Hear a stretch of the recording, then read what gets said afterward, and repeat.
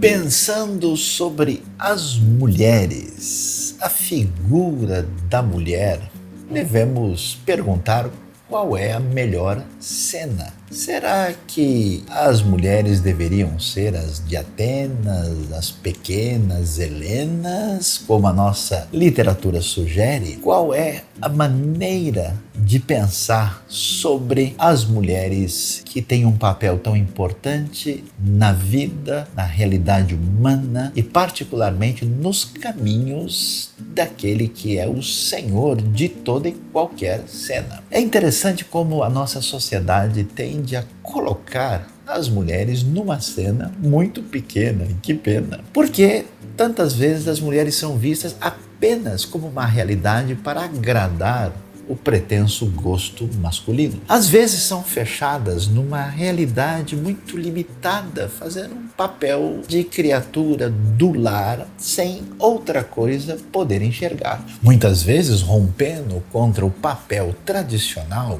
a mulher tenta igualar-se em todos os sentidos ao homem, perdendo o seu papel sem igual. Então, sua função na sociedade, nos caminhos absolutamente marcados pela presença masculina, disputa um espaço e entrando até numa espécie de conflito, de guerra que, falando a verdade, nem vale a pena. É muito significativo observar uma nova cena através daquelas que aparecem na Bíblia com uma perspectiva muito ligada à realidade concreta, terrena. Algumas mulheres do perfil das Nazarenas, das Madalenas. E ver que a figura bíblica da mulher tem uma mais e especialmente bela cena. Ela não é marcada simplesmente por um detalhe que a torna pequena, mas não.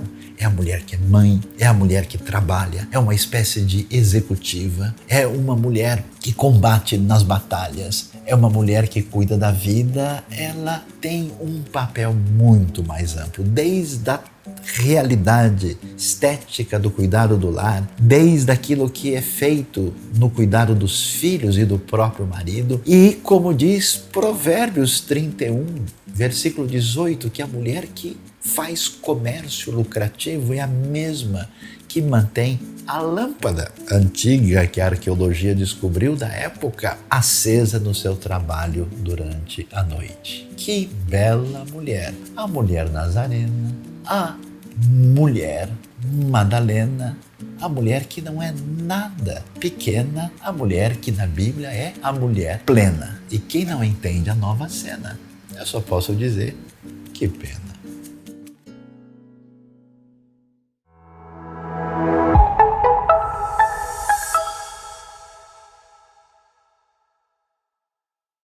Olá, sejam todos muito bem-vindos a mais uma celebração da IBNU. Que alegria ter você conosco. Convide seus amigos, seus familiares para celebrar com a gente.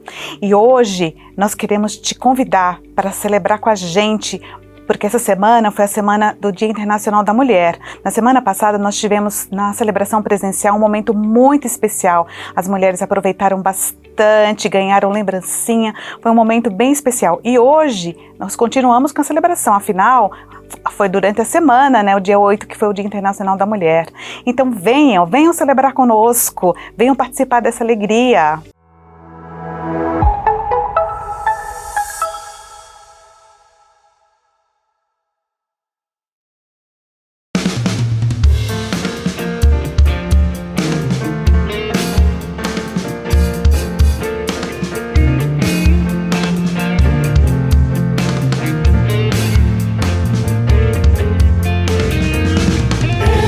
Este é o dia que o Senhor fez.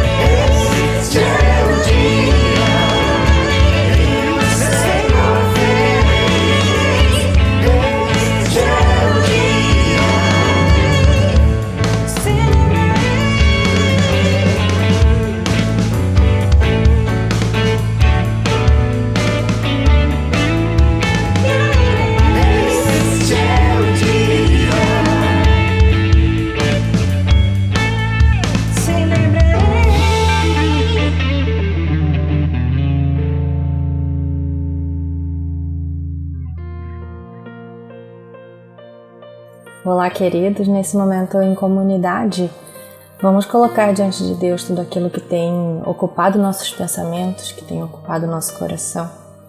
Vamos levar tudo a Ele em oração. Senhor nosso, a gente quer pedir diante do Senhor que o Senhor tome conta de tudo aquilo que tem trazido preocupação, trazido ansiedade. Nós colocamos todas essas coisas diante do Senhor e sabemos que o Senhor é soberano, que o Senhor é dono da nossa história, da história da humanidade, de toda a trajetória. E nesse momento, como comunidade, queremos colocar diante do Senhor aquelas pessoas que passam por algum sofrimento, por algum motivo de doença, por algum motivo de desemprego, algo que foge do alcance da resolução de cada um, que o Senhor esteja com a sua graça sobre essas pessoas, abençoando, mostrando que o Senhor cuida, que o Senhor sustenta e supre cada necessidade. Muito obrigada, Senhor, porque nós podemos contar contigo, nós podemos levar todas as coisas aos teus pés, sabemos que o Senhor cuida de nós. E queremos também pedir pela situação mundial, pela situação de caos em alguns lugares, conflitos na Ucrânia, na Rússia, pessoas passando por grande dificuldade, grande necessidade, os missionários que têm atendido pessoas em situação de vulnerabilidade, os refugiados nesses lugares, em outros lugares do mundo, situações de conflito, situações onde as pessoas precisam da Tua graça. Alcança, Senhor, cada uma dessas pessoas, que a Tua mão chegue ali, com toda a ajuda e com a Tua salvação. Queremos agradecer por essa comunidade, pela IBNU, que tem se colocado à disposição e que o Senhor tem usado como instrumento na vida de tantas pessoas. Que o Senhor esteja abençoando cada um dos Teus servos para que a Tua graça se multiplique e que nós possamos cada vez mais, como comunidade, influenciar o contexto ao nosso redor, que nós possamos ser instrumento da Tua graça, da Tua misericórdia, transformando a realidade à nossa volta. Muito obrigada porque nós podemos colocar todas essas coisas diante do Senhor como pedidos e agradecendo, sabendo que o Senhor está conosco e é o Senhor que nos capacita. Em nome de Jesus que nós oramos. Amém.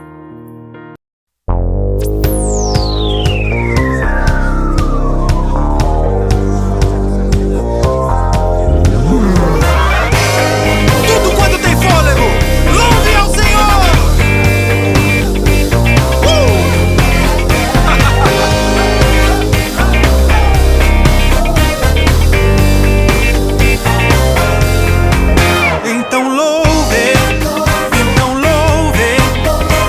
louve e dance.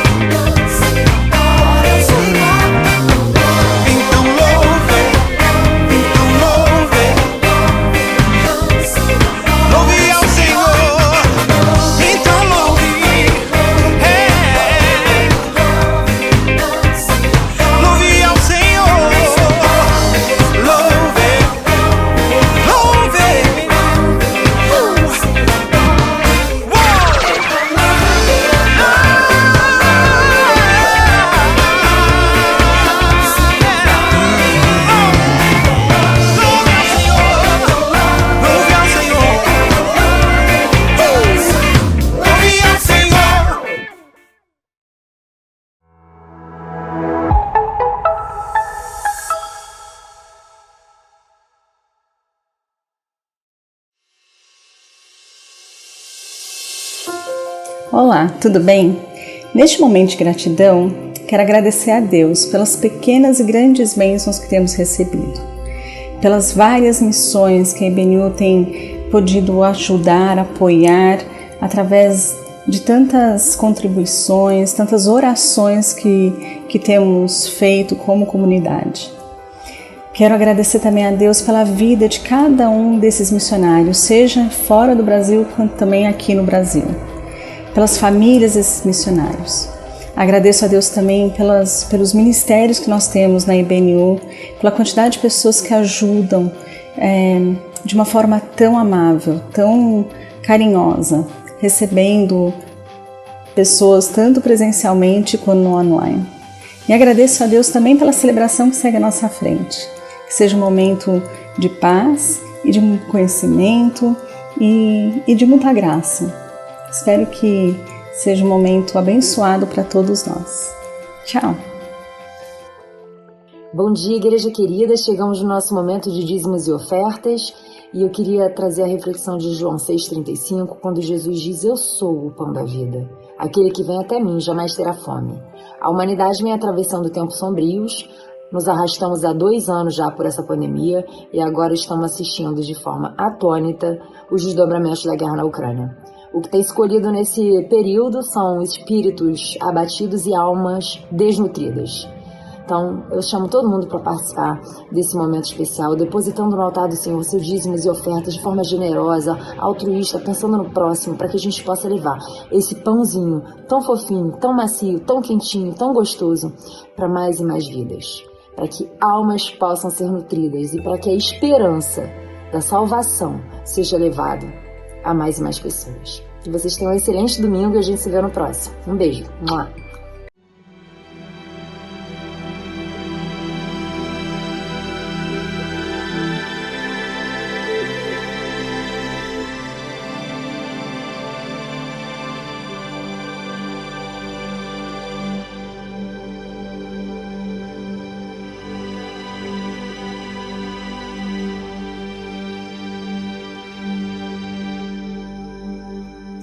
Сияние царя, блеск величия, пусть вся земля поет, радости поет. Он свет одел себя, и страх и меркнет тьма от голоса его.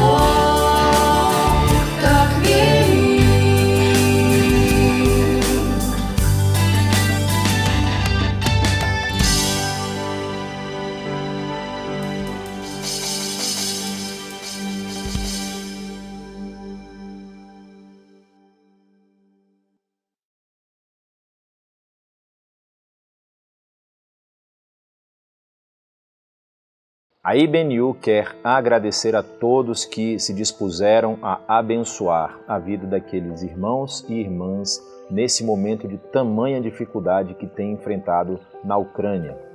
A IBNU conseguiu, através de participação de muitas pessoas, enviar um valor, uma oferta que nós recebemos para os nossos irmãos ali na Ucrânia, também os nossos irmãos que estão se espalhando pelos países vizinhos da Ucrânia como refugiados nesse momento em que a guerra se alastra pelo seu país.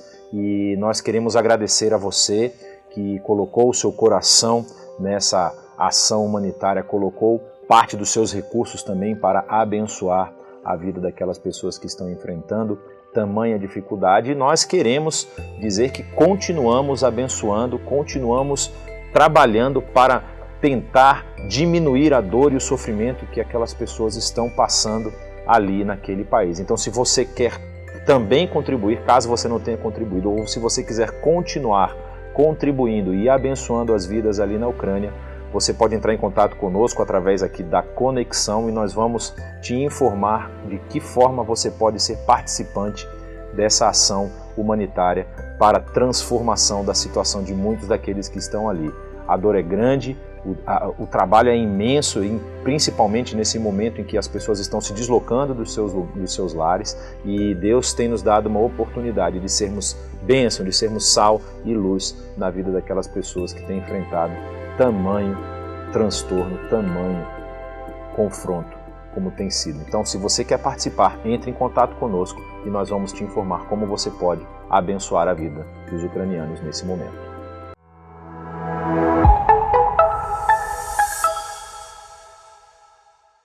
Com muita alegria, nós louvamos a Deus neste novo dia e vamos agora passar ao estudo, a reflexão, a mensagem da Palavra de Deus. E é isso mesmo que você já ouviu: Gog e Magog me deixaram grogue.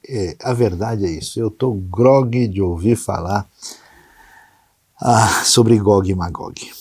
Porque esse é um tema que tem importância na Bíblia, e muita coisa indevida, muito entendimento inadequado acaba sendo dado por pessoas que não conhecem muito bem as Escrituras, e hoje nós estamos nesse dia aqui especial falando, inclusive nesse mês voltado para o estudo, o ensino. A gente até está o nosso cenário um pouco diferente aqui, para o nosso aprofundamento bíblico e teológico. Então eu convido você a me acompanhar agora, lendo um pouco do que nós vamos encontrar em Ezequiel capítulo 38.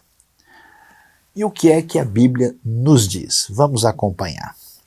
Veio a mim esta palavra do Senhor: Filho do homem, vire o rosto contra Gog da terra de Magog, o príncipe maior de Meseque e de Tubal. Profetize contra ele e diga: assim diz o soberano, o Senhor: estou contra você, ó Gog, príncipe maior de Meseque e de Tubal. Farei você girar, porém, anzóis em seu queixo, farei sair com todo o seu exército, seus cavalos, seus cavaleiros totalmente armados e uma grande multidão, com escudos grandes e pequenos, todos eles brandindo suas espadas. A Pérsia, a Etiópia e a Líbia estarão com eles, todos com escudos e capacetes. Gomer com todas as suas tropas e Bet-Togarma do extremo norte com todas as suas tropas, muitas nações com você. O texto bíblico nos fala a respeito dessas duas referências, Gog e Magog, que, olhando inclusive para o capítulo como um todo, nós vamos encontrar uma espécie de ataque deles contra Israel. Olhando para o capítulo, nós ainda vamos encontrar algumas referências aqui que merecem atenção. Por exemplo, o verso 14 em diante diz: por isso, filho do homem, profetize e diga a Gog, assim diz o soberano, o Senhor, naquele dia, quando Israel, meu povo, estiver vivendo em segurança, será que você não vai reparar nisso, você virá do seu lugar, atenção, do extremo norte, você acompanhado de muitas nações, todas elas montadas em cavalos, uma grande multidão, um exército numeroso. Você avançará contra Israel, meu povo, como uma nuvem cobre a terra nos dias vindouros ou dias futuros. Ó Gog, trarei você contra a minha terra para que as nações me conheçam quando eu me mostrar santo por meio de você diante dos olhos dela. E o texto prossegue no capítulo 38 e vai inclusive até o capítulo 39. E vale a pena, no capítulo 39, olhar o que a Bíblia diz, por exemplo, a partir do verso 21. Exibirei a minha glória entre as nações, e todas as nações verão o castigo que eu trouxer e a mão que eu colocar sobre eles. Daquele dia em diante a nação de Israel saberá que eu sou o Senhor, o seu Deus, e as nações saberão que os israelitas foram para o exílio por sua iniquidade, porque me foram infiéis. Por isso escondi deles o meu rosto e os entreguei nas mãos dos seus inimigos, e eles caíram à espada. Trarei com eles, de acordo com a sua impureza e com as suas transgressões, tratei com eles de acordo com as suas impurezas e suas transgressões, e escondi deles o meu rosto. Por isso assim diz o soberano Senhor, agora trarei Jacó de volta do cativeiro e terei compaixão de toda a nação de Israel.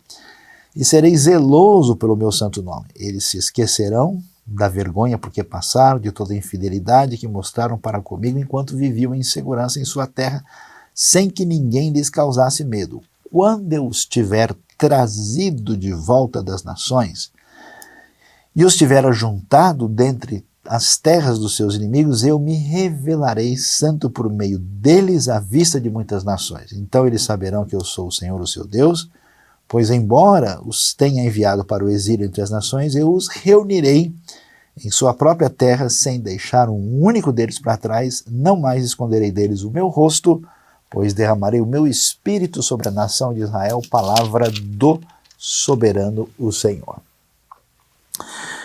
É muito importante, quando nós queremos entender o texto bíblico, saber o que de fato está acontecendo nesse contexto quando esse texto foi escrito. Olhando para o profeta Ezequiel, a gente sabe que Ezequiel foi um profeta de Judá do ano 593 até o ano 571. Então ele foi profeta por 22 anos e a maior parte da sua profecia é feita na Babilônia.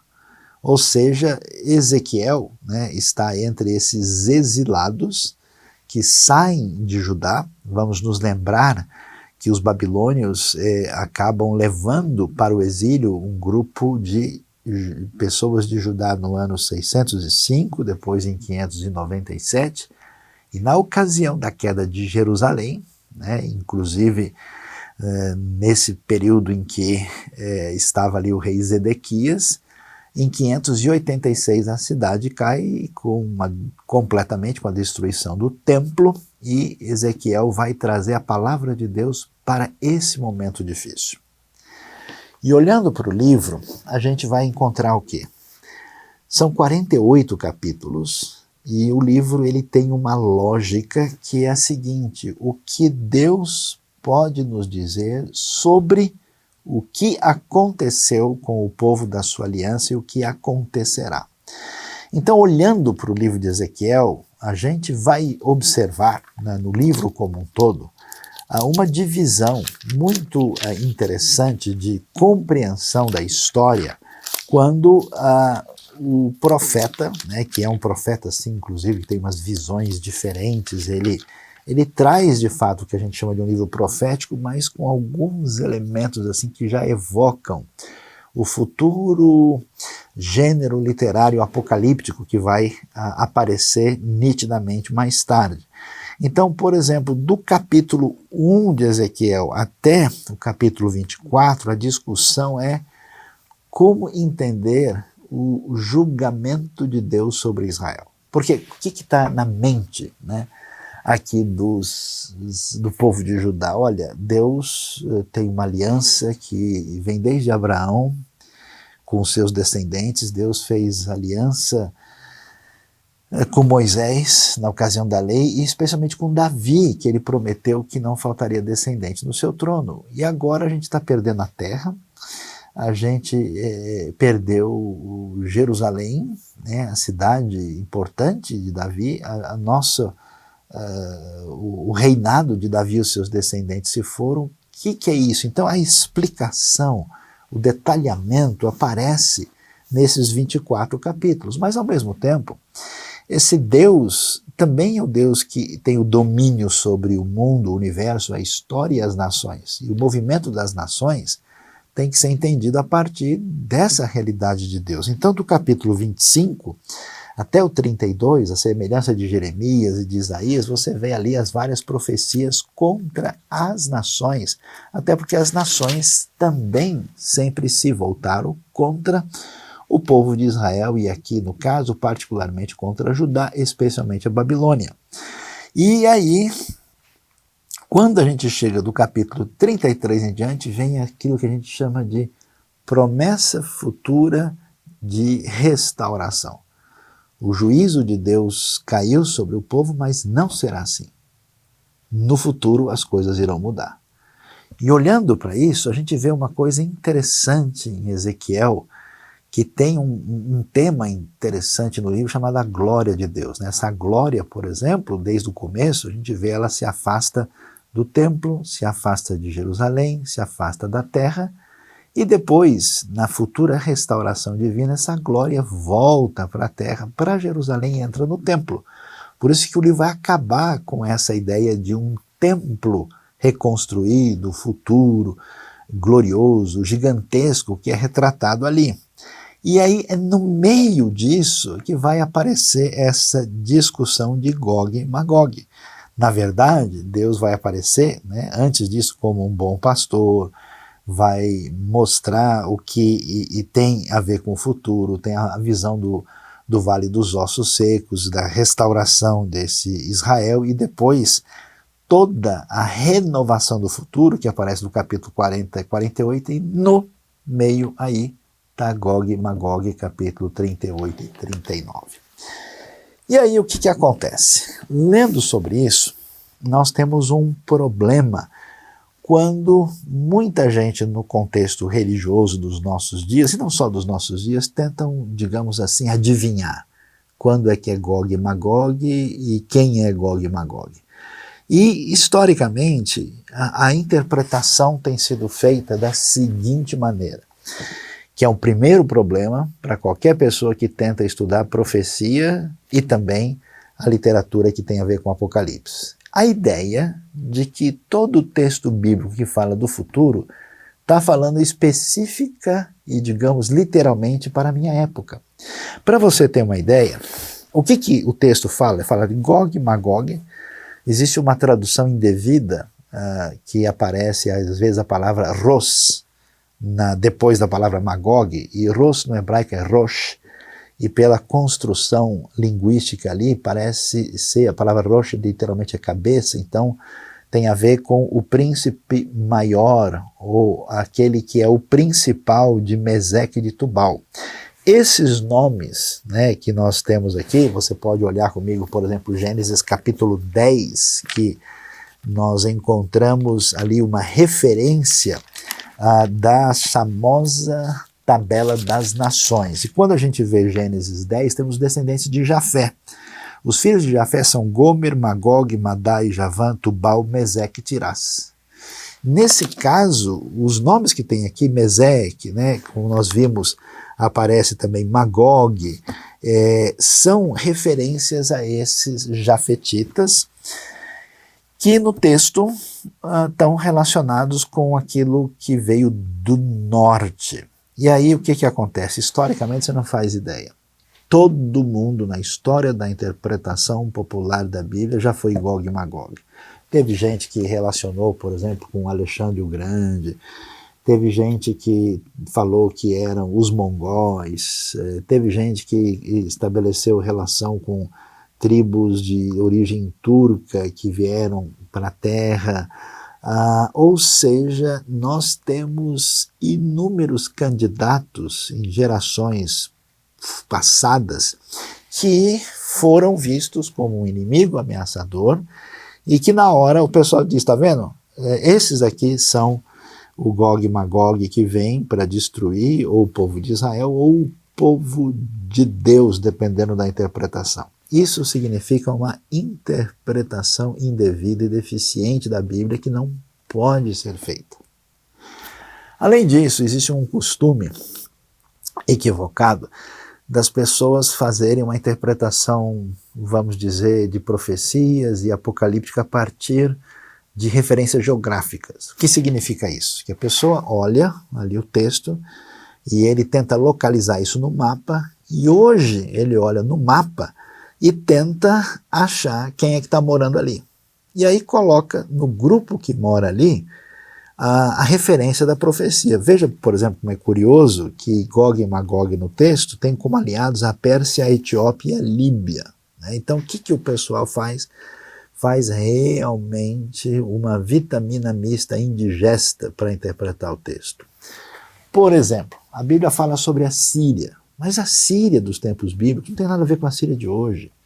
Os antigos sírios que viviam ali eram os arameus. E hoje a Síria é um país árabe, não tem nada a ver. Né? Quando você vai, por exemplo, para olhar a realidade de Gaza ou da Palestina, quem estava em Gaza antes eram os filisteus. Os filisteus são aparentados dos gregos. E os palestinos e os habitantes de Gaza, eles são árabes, não tem nada a ver com isso. Então, a região da Anatólia, atual Turquia, era habitada no tempo antigo pelos hititas, que são um povo que desapareceu. Depois nós tivemos a presença de diversos povos ali, muitos, inclusive gregos, romanos. Hoje nós temos um povo de perfil que a gente chama túrquico, que veio da Ásia Central e nada tem a ver. Ou seja, essa interpretação de olhar para o mapa e tentar colocar ali, a partir de uma leitura imediata, ela é absolutamente falha.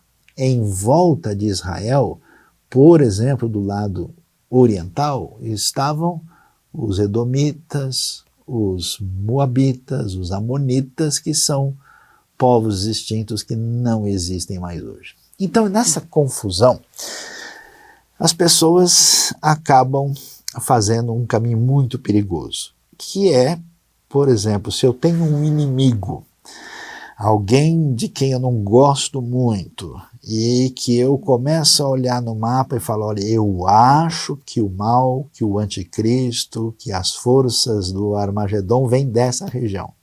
Quer ver só que coisa interessante? Eu tenho visto muitos livros produzidos na área de escatologia, livros populares, por exemplo, nos Estados Unidos, que é uma nação que historicamente, durante boa parte do nosso século, esteve numa relação de guerra fria com a Rússia. Boa parte desses livros diziam, e às vezes ainda dizem, que o mal, né, que o elemento do anticristo vem da Rússia, e até tentam relacionar Gog e Magog com a Rússia.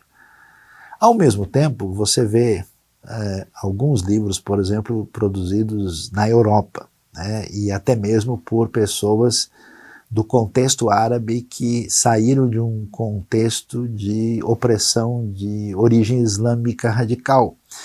Nesse ambiente sempre se diz, olha, como a Bíblia fala do Império Romano, a região geográfica onde o Império Romano dominava era exatamente onde estão os países islamizados, então o anticristo vai vir de lá. Eu vi livros escritos no Oriente por professores que vêm do extremo Oriente, da Ásia. Lá é mais fácil para eles achar que o anticristo vem do Ocidente, da União da Europa e dos Estados Unidos. Gente do contexto latino-americano, que tem uma teologia do tipo da libertação e de perfil, vamos dizer, de inspiração marxista, acha que o anticristo, o Império do Mal, vem da América do Norte, porque aí está a grande Babilônia comercial e o domínio do consumismo no mundo. E quanta gente do contexto brasileiro e latino-americano que teve a sua relação difícil com a tradição católica medieval e especialmente ibérica entenderam que o anticristo é o Papa e as suas alianças decorrentes disso. Ou seja, não sei se você percebe que esse tipo de comportamento não é uma escatologia saudável, estudada, que vem do entendimento bíblico. É uma leitura apressada que pega as notícias do jornal e vê aquilo que a gente enxerga com simpatia e antipatia e tenta colocar um quadro escatológico imediatista indevido. Isso não está certo. E eu tenho ficado preocupado que muita gente tem me perguntado nos últimos dias, olha, professor, pastor, Saião, me ajude aqui, eu estou lendo isso, alguém me mandou aqui uma palavra, eu vi alguma coisa na internet, e eu estou desesperado, eu estou achando que o apocalipse já começou. O que a gente precisa entender? Primeiro, a Bíblia fala da volta de Cristo e do desfecho da história como algo glorioso, uma vitória do povo de Deus, como algo que a gente, quando começar a acontecer, levante a cabeça e comemore, não é algo para ter medo e nem é algo para trazer qualquer desespero. Segundo, existe uma série de coisas, entre elas o Evangelho do Reino alcançando todas as nações e todas as tribos da terra que ainda estão por acontecer. E, além disso, na Bíblia não há nenhum sinal de que o mundo vai acabar numa guerra nuclear. Voltando para o texto bíblico, como é que a gente entende o que é de fato Gog e Magog? Veja bem, quando a gente estuda direitinho a geografia de Israel, a gente sabe, particularmente de Jerusalém, que tem uma coisa que é sempre dita na Bíblia e se entende a partir da geografia. O que é?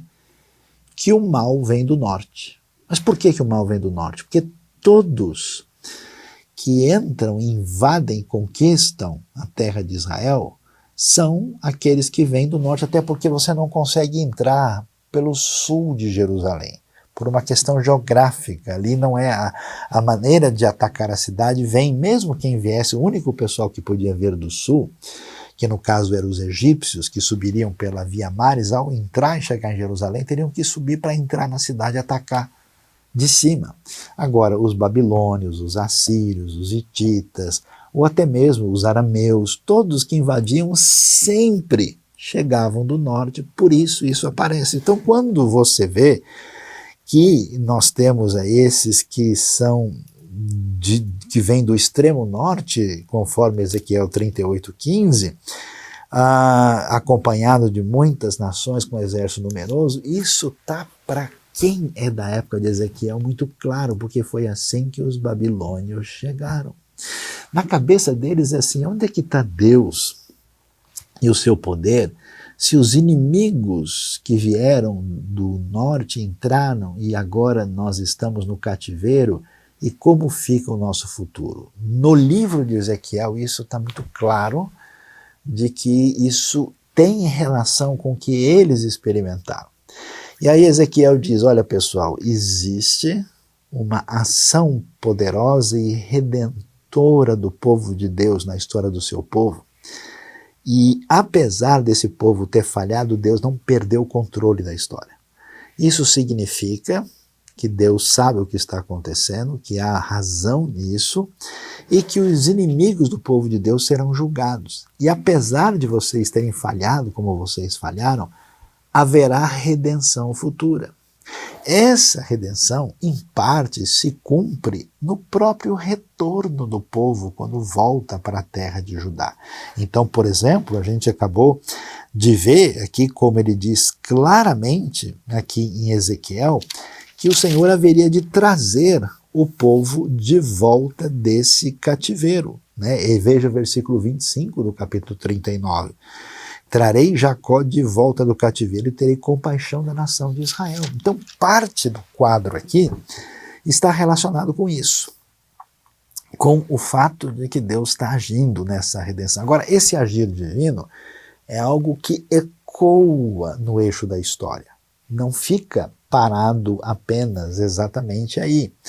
De modo que duas coisas são claras, que esse retorno do povo um dia será um retorno completo e total, e que esse ataque das forças anti-Deus que surgiram aí, e que tem a ver, por exemplo, com a realidade babilônica, também vai estar definidamente apresentada aí na história futuramente, de modo que esse testemunho de Israel, que com a chegada da nova aliança vai transbordar para as nações, já que o Messias de Israel também será rei de toda a terra, os inimigos de Deus vão se voltar contra o povo de Deus. Então Ezequiel, num certo sentido, reflete a sua época, fala um pouco do cenário de restauração e aponta para o futuro. Se aponta para o futuro, então quem é de fato Gog e Magog e que futuro é esse? E aí é importante, veja, não existe nenhuma referência geográfica segura onde exatamente estariam Gog e Magog. Os melhores estudiosos apontam que os nomes, porque na verdade nós temos Gog, temos Magog, Meseque e Tubal, que apontam que podia ser alguma coisa ali ao sul do Mar Negro. Se a gente quiser escolher opções, a gente diria que o lugar poderia estar relacionado com principalmente a Turquia, a parte norte da Turquia. Alguém poderia fazer uma força e colocar até na Ucrânia, ou até mesmo colocar na Rússia, ou talvez escolher uma das nações ali que são da região caucasiana, como a Armênia, ou como o Azerbaijão, ou como a Geórgia, ou até mesmo deslocar para uma outra área um pouquinho do lado, caindo em outras áreas como Síria, até puxando um pouquinho, chegando no Iraque, ou seja, não é essa a questão. Algumas pessoas têm feito uma relação disso com a Rússia, até por causa do momento. E isso é um absurdo tremendo. Por quê? Porque o povo russo é um povo eslavo, que depois teve um componente também de presença de vikings, então os escandinavos fizeram parte desse início da Rússia. Esses eslavos vêm da região da Europa central e oriental, e eles só começam de fato a ter uma espécie de identidade depois da época de Cristo, ou seja, quase 1000 anos depois da época de Ezequiel. Na época de Ezequiel nem existe povo eslavo, ninguém faz ideia o que é isso. Esses eslavos vão ser evangelizados aí já na Idade Média avançada, quando aí por volta do século X eles vão receber o cristianismo, através do rei, na época do rei Vladimir I, e pela evangelização de cristãos de fala grega, que inclusive pegaram o alfabeto grego e fizeram o alfabeto cirílico, que é hoje usado na língua russa, na língua ucraniana e em outras línguas eslavas. Os dois monges famosos, Metódio e Cirilo, fizeram parte dessa história, então nada, mas nada a ver. Fazer associação de Meseque com Moscou, são coisas assim que deixa a gente que se aprofunda no estudo bíblico assim assustado. De fato, já estou grogue de ouvir falar de Gog e Magog. Então, pastor, professor Saião, o que é então Gog e Magog? Vamos dar uma olhada? Quando você olha aqui no texto, veja o versículo, por exemplo, 16 do capítulo 38. Nos dias vindouros, ó Gog, trarei você contra a minha terra para que as nações me conheçam quando me mostrar santo. Então veja que isso tem a ver com as nações. Deus vai se mostrar. E no verso 15, você acompanhado de muitas nações. Vale a pena observar que essa referência não está só em Ezequiel. Sabe onde ela vai aparecer de novo? No livro do Apocalipse. Então vamos lá. Vamos dar uma olhada em Apocalipse capítulo 20. O capítulo 20, no verso 7 em diante, diz o texto: quando terminarem os 1000 anos, quer dizer, para quem tem um enfoque pré-milenista, então isso viria depois, ou seja, os ditos pré-milenistas mais literais nunca poderiam associar o que acontece isso, a não ser depois do milênio, se quiserem ser coerentes com a leitura. Satanás será solto da sua prisão e sairá para enganar as nações que estão nos quatro cantos, da terra, vírgula, Gog e Magog, a fim de reuni-las para a batalha. Seu número é como a areia do mar. As nações marcharam por toda a superfície da terra e cercaram o acampamento dos santos, a cidade amada, mas um fogo desceu do céu e as devorou. Então veja só, Gog e Magog não tem a intenção de ser uma referência de um grupo específico, de uma nação, de uma localidade geográfica. Aqui, as forças do mal, as forças que têm a ver com essa atitude do anticristo contra o reino de Deus, são chamadas, literalmente no Apocalipse, Gog e Magog são chamados uma frase explicativa em relação às nações que vêm dos quatro cantos da terra. Por isso, a gente precisa entender que, de fato, a luta do bem contra o mal prossegue na história. A luta daqueles que estão em aliança com Deus, com aqueles que se envolvem nessa situação de ruptura e posicionamento contra Deus, é que essa batalha ela vai se acirrar e vai piorar no eixo da história até uma batalha final onde haverá a vitória definitiva do bem contra o mal. O propósito desses textos, até por causa do tipo de literatura, de alguns elementos que são simbólicos, não é fazer uma leitura literal, muito menos imediatista, muito menos motivada por circunstâncias que recebem o holofote da mídia em geral. Esse é um comportamento indevido e qual que é o problema? É que, infelizmente, muitas pessoas são abaladas por isso. Diante desse cenário, você precisa acalmar o seu coração. Deixar de simplesmente querer que alguém levante e mostre um versículo para você que tem a ver com a última notícia que saiu divulgada por aí. Você precisa fazer um estudo bíblico sistemático, um estudo bíblico aprofundado. Quero recomendar, no nosso próprio canal da IBNU, você tem ali um pequeno curso sobre a interpretação da Bíblia, sobre hermenêutica, que o nosso professor, querido professor Dilean Mello, apresenta. Você tem um curso de geografia bíblica para entender os cenários que você tem com o professor Jonathan Hübner. Você tem aí um material disponível dos diversos professores que têm a intenção de trazer um estudo mais claro, mais objetivo, adequado, saudável para o entendimento adequado das Escrituras. Porque senão a gente entra em pânico com uma série de coisas que não fazem o mínimo sentido e que não tem nada a ver com a proposta das Escrituras. Diante desse cenário, o que a gente pode entender e como que a gente faz o desfecho?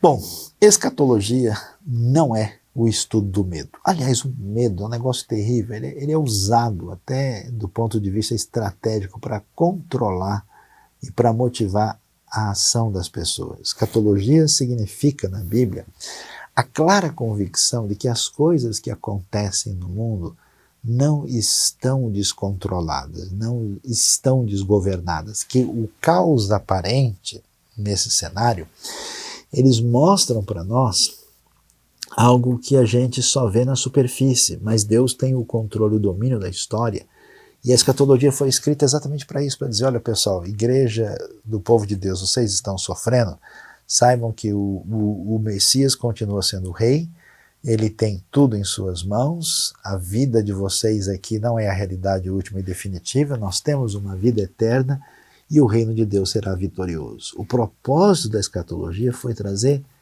esperança e uma compreensão, uma leitura a partir da direção de Deus além dos fenômenos imediatos. Então você precisa redefinir isso. Segundo, quando a gente pega textos proféticos, e especialmente textos apocalípticos, eles são escritos por definição em linguagem simbólica, numa linguagem que tinha um propósito de trazer o impacto dessa realidade do futuro poder dominador e vencedor de Deus contra o mal, e isso aparece nessa linguagem rica e marcada por tantos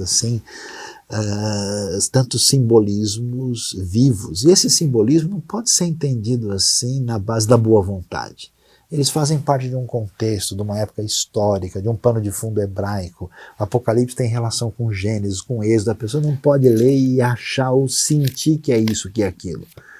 Ele precisa perceber isso. E, finalmente, a gente percebe o entendimento desse texto a partir do que ele mesmo diz. Você viu? Está aí no Apocalipse. Gog e Magog são as nações da terra e não um povo específico. Não é os Estados Unidos, não é a Argentina, não é a Rússia, não é a China, não é o Irã, não é a Inglaterra, não é a Mongólia, não é o Egito. A gente precisa prestar atenção no próprio texto, que às vezes traz uma diretriz muito nítida do que ele está dizendo. E, finalmente, a gente precisa descobrir qual foi a intenção desse texto.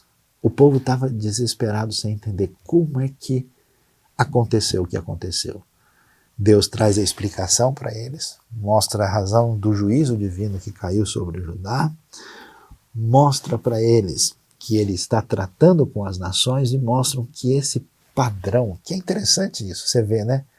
O Egito, você vê a Babilônia, você vê o Império Romano. Ou seja, a questão não é se é Egito, a questão não é Babilônia, a questão é que quando o ser humano reúne poder, se torna dominador e se esquece de Deus, esse ajuntamento de qualquer tipo ou qualquer origem que a gente possa dizer, que não dá a Deus a sua devida glória e marca a sua realidade pelo seu domínio, poder, e começa a agir de uma maneira a fugir das diretrizes de Deus, esse poderio se torna uma força que se alia com aquilo que tem a ver com o anticristo. Então, no futuro escatológico, não é uma nação boazinha, outra nação malvada, simplesmente. As indicações é que dos 4 cantos da terra, nós vamos ter um mundo unido contra Deus. Nós vamos ter uma comunidade de seguidores de Jesus, que são fiéis, que estão em aliança com a sua palavra, que estão comprometidos com o que nós temos no amor a Deus, ao amor ao próximo, com a mudança de vida. Essas pessoas vão sofrer perseguição de religiosos dos seus próprios grupos, vão sofrer perseguição e antagonismo de pessoas do ambiente religioso geral, vão sofrer problemas de ordem político, de tudo quanto é lugar numa espécie de confronto final entre aquilo que se inspira naquele que é o Senhor e Cristo e aquele que tem a ver com as forças do anticristo. Num certo sentido, essa realidade já existe hoje. Existe um espírito do mundo, o espírito do anticristo, que se volta contra tudo aquilo que tem a ver com os ensinos e com os valores do Evangelho. Mas isso se acentua no final dos tempos, mas se acentua para um clímax final. Assim como na queda de Judá abre-se um caminho de esperança e de realização futura, quando a glória de Deus volta e abençoa a terra e traz de volta o seu povo e restaura, da mesma maneira Deus certamente prepara a sua grande vitória, que vai envolver a restauração do povo judeu da primeira aliança, que vai envolver a ação de Deus na história da igreja, para que no final, de maneira triunfante, o povo de Deus, judeus e gentios, no corpo do Messias, certamente estarão reinando e entrando no estado eterno depois para a glória de Deus. Portanto, não fique alarmado, não fique assustado. É necessário que o livro de Deus seja devidamente estudado. E o que a gente pode dizer, né, que eu não sei se eu falo isso até de maneira dolorida, com brincadeira, mas é verdade, chega de profecia mal interpretada, chega de descaminho de interpretação e de hermenêutica, chega de exploração popular com coisa que não tem lugar, porque, de fato, eu fiquei até grogue de tanto ouvir falar de Gog e Magog. Acompanhe a IBNU, foque na palavra de Deus, estude a Bíblia com seriedade, porque ninguém pode combater aquilo que é interpretado corretamente com base na verdade. Que Deus abençoe a sua vida e abençoe o seu coração nesse dia.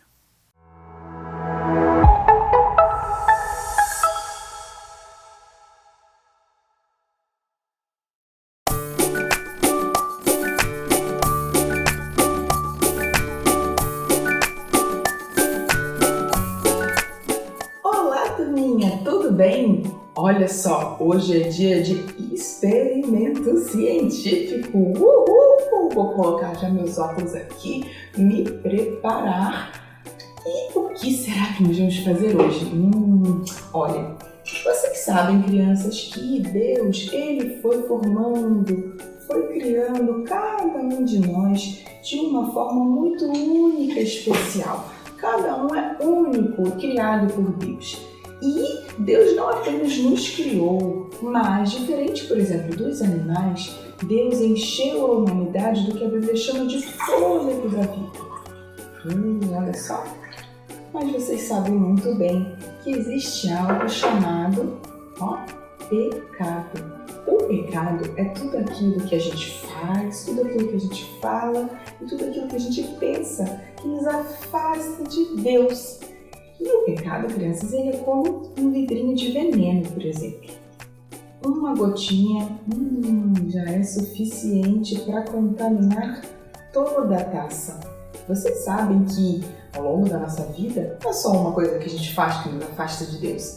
A gente vai fazendo várias coisas que nos afastam de Deus e vão contaminando a nossa alma, contaminando o nosso coração.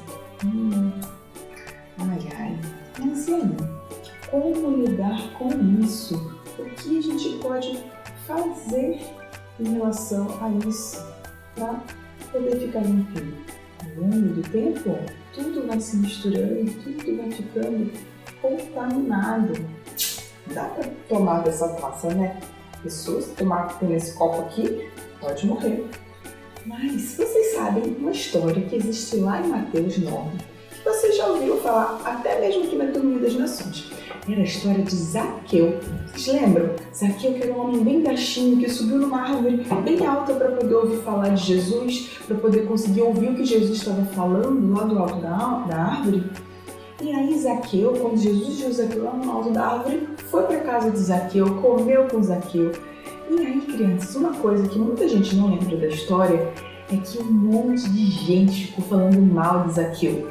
Quando aquilo aconteceu, um monte de gente ficou falando mal de Jesus também, porque Jesus foi na casa de Zaqueu. Sabe por quê? Zaqueu não era um homem muito legal. Ele estava muito contaminado, igual esse copo aqui. Zaqueu, ele era cobrador de impostos e ele acabava cobrando mais do que devia para as pessoas. Isso é roubo, porque ele ficava com dinheiro para ele, que ele cobrava mais. Muita gente ficava com muita raiva de Zaqueu por causa disso.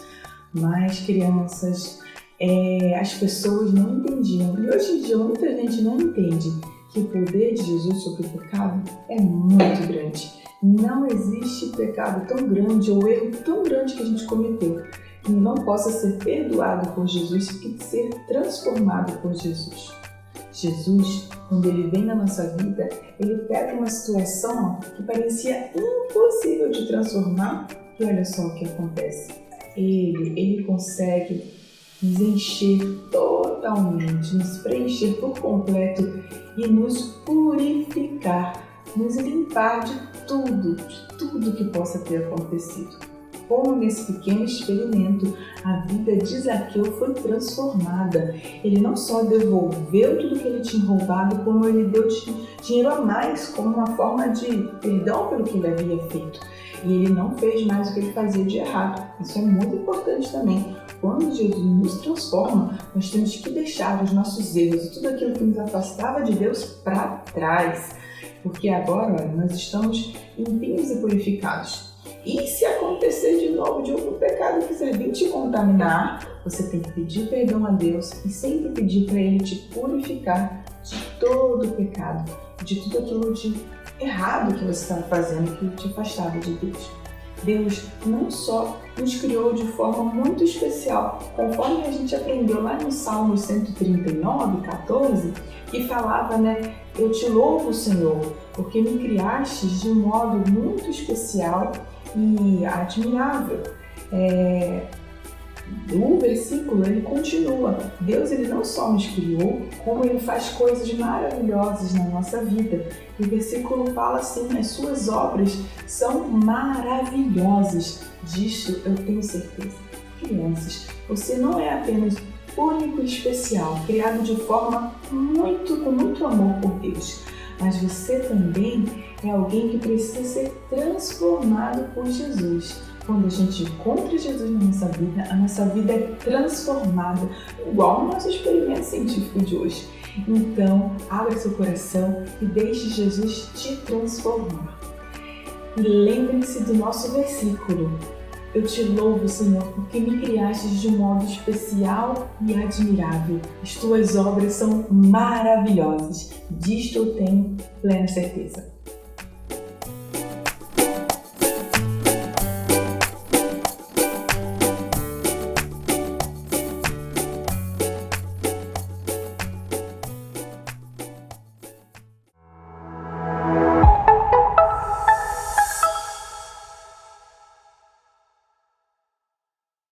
Nós queremos convidar você a participar conosco da nossa ceia memorial, a Ceia do Senhor, no próximo domingo, dia 20 de março, às 9h30, aqui na nossa celebração online. Então você prepare aí os elementos, o pão e o vinho, para relembrarmos do sacrifício do nosso Senhor que nos traz essa salvação, que permite termos reunião novamente com Deus. E no dia 27, na semana seguinte, nós teremos a nossa ceia na celebração presencial, dia 27 de março. Então não se esqueça, marque aí no seu calendário, dia 20, na celebração online, 9h30, nós teremos a ceia, e no dia 27, às 10h30, na celebração presencial. Participe conosco desse momento tão importante na nossa caminhada.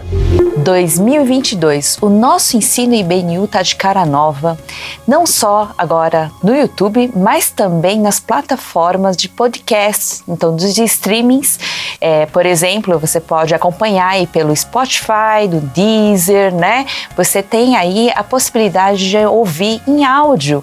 E agora também às quartas-feiras e aos sábados você acompanha pelo YouTube, conforme a gente já vinha fazendo.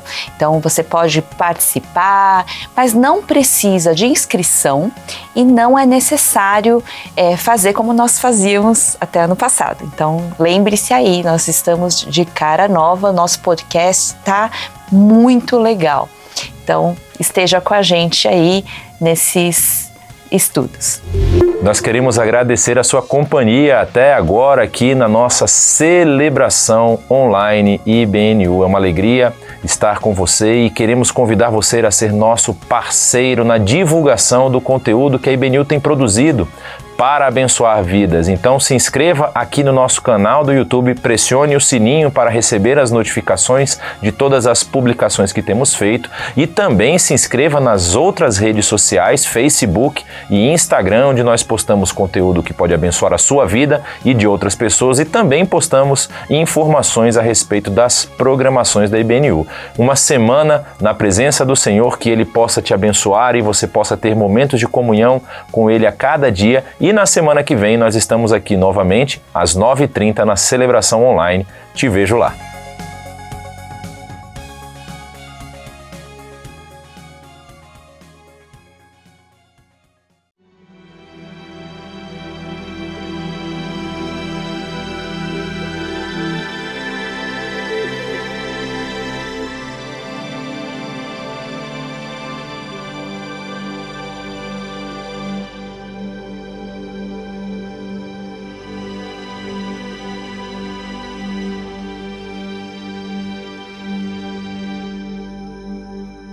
Siamo